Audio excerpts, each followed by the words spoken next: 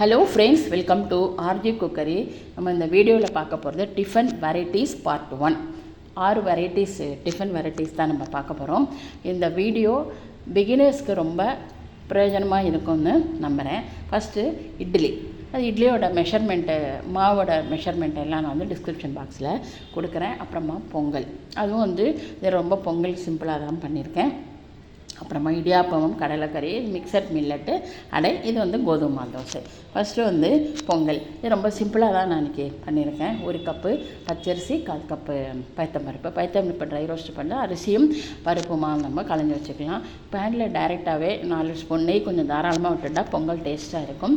4 spoon நெய் விட்டுட்டு இஞ்சி, கருவேப்பிலை, மிளகு பொடி, ஜீரகம் இது எல்லாமே போட்டுட்டு நல்லா அது வறுப்பட்ட அப்புறமா களைஞ்சி வச்சுருக்க அரிசி பருப்பையும் போட்டு 1/4 கப்புக்குன்னா 4 கப்பு தண்ணி தாராளமாக விட்டுக்கலாம். ஒரு 4 விசில் வரும்படியாக உப்பு போட்டு 4 விசில் வரும்படியாக நமக்கு அதில் வேக வச்சு எடுத்தாச்சுன்னா பொங்கல் தயாராகிடும்.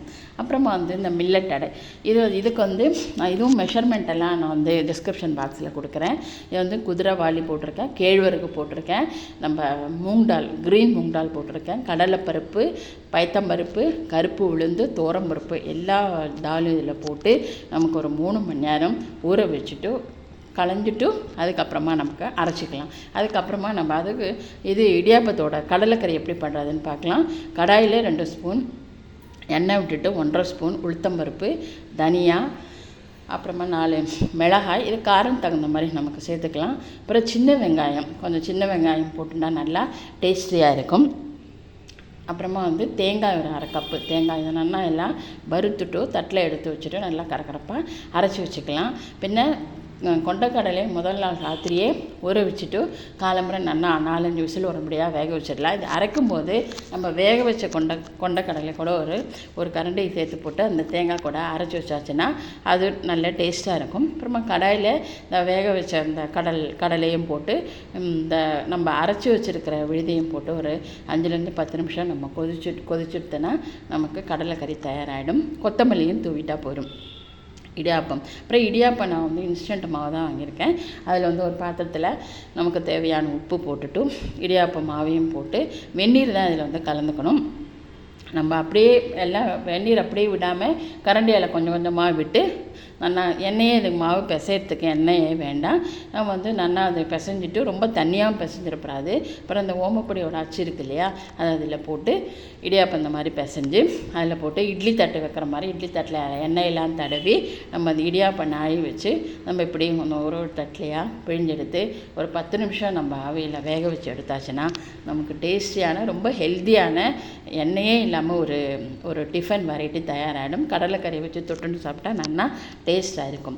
அப்புறமா நம்ம இந்த மல்டி அடை நம்ம ஊற வச்சுருக்கோம் இல்லையா டால்லாம், அது 3 மணி நேரம் கழிச்சு நமக்கு தேவையான காரம் மிளகாய் போட்டுண்டு உப்பு, பெருங்காயப்பொடி, கொஞ்சம் தேங்காய், கருவேப்பிலை எல்லாமே போட்டு கரகரப்பாக அரைச்சி எடுத்துகிட்டு கொஞ்சம் நேரம் ஒரு 1/2 மணி நேரம் வச்சா கூட போகும். அதை வச்சுட்டு நமக்கு தவா சூடு பண்ணிவிட்டு நமக்கு அடை வாக்குற மாதிரி நார்மலாக வாத்துட்டு இந்த எண்ணெயை விடும்போது நல்லெண்ணெய் தான் விடணும். நல்லெண்ணெய் விட்டு நமக்கு 2 பக்கமாக திருப்பி போட்டு எடுத்தாச்சுன்னா நமக்கு டேஸ்டியான ஹெல்த்தியான அடை. மில்லட்டும் இருக்குது, எல்லா தாலும் இதில் சேர்ந்துருக்கு. மில்லட் அடை நமக்கு தயாராகிடும். அடுத்து நமக்கு தோசை. நம்ம மாவு அரைச்சி வச்சுருக்கோம் இல்லையா, முதல்ல காலம்புரை இட்லி வாத்துறோம். அதுக்கப்புறமா நைட்டு தோசை வாத்துக்கலாம். நார்மல் தோசை, லேசாக நார்மல் தோசை. அதுக்கப்புறமா பொடி தோசை எல்லாருக்குமே பிடிக்கும் இல்லையா, குட்டியாக போட்டு நம்ம இட்லி மிளகாப்பொடி இருக்கு இல்லையா, அது லேசாக தூவி எண்ணெய் நல்லா போட்டு பரட்டி எண்ணெயை 2 பக்கமும் நல்லா விட்டு தோசையை வாத்து எடுத்தாச்சுன்னா அது ஒரு வெரைட்டி. அதுக்கப்புறமா நெய் ரோஸ்ட்டு லேசாக வாத்துட்டு நெய்யை போட்டு நம்ம குழந்தைங்களுக்கெல்லாம் நம்ம இந்த மாதிரி வாத்து கொடுக்கலாம். நெய் போட்டு வறுத்தாச்சுன்னா தோசை வெரைட்டி. தோசையிலே பலவிதமான வெரைட்டிஸ் இருக்குது. நமக்கு ஒரு வீடியோவில் நமக்கு பார்க்கலாம். இப்போ 3 வெரைட்டி இதில் நான் பண்ணியிருக்கேன்.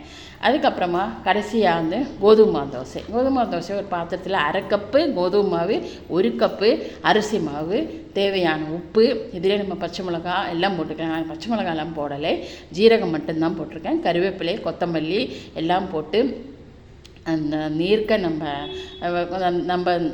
நம்ம எடுத்து வச்சுட்டு ஒரு 10 நிமிஷம் அந்த மாவை அப்படியே விட்டுட்டு நல்லா தோசை வார்த்து சாப்பிட்டா ரொம்ப டேஸ்டியாக நல்லாவே இருக்கும். இந்த தோசை ரவா தோசை மாதிரியே இருக்கும். நல்ல லேசாக பார்த்து நல்லா அதே மாதிரியே தோசைக்கு வாக்கும் போதெல்லாம் நமக்கு நல்லெண்ணெய் தான் போட்டு வாக்கணும். தோசை வார்த்து எடுத்து போட்டாச்சுன்னா ரொம்ப டேஸ்டியான தோசை தயாராகிடும். தேங்க்யூ. இந்த வீடியோ பிகினர்ஸ்க்கெல்லாம் பிரயோஜனமாக இருக்கும் நம்புகிறேன். புது வியூவர்ஸ் எல்லாம் சப்ஸ்கிரைப் பண்ணுங்க. தேங்க்யூ.